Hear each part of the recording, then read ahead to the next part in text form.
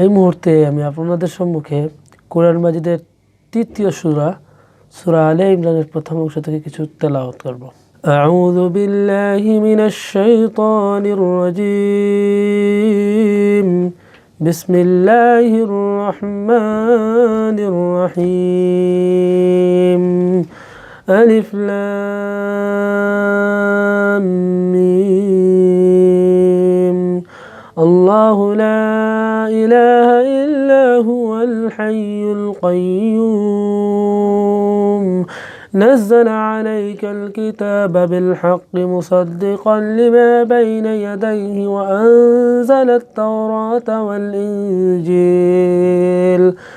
من قبل هدى للناس وأنزل الفرقان إن الذين كفروا بآيات الله لهم عذاب شديد والله عزيز ذو انتقام إن الله لا يخفى عليه شيء في الأرض ولا في السماء هو الذي يصوركم في الأرحام كيف يشاء لا إله إلا هو العزيز الحكيم صدق الله العلي العظيم وصدق المرسلين.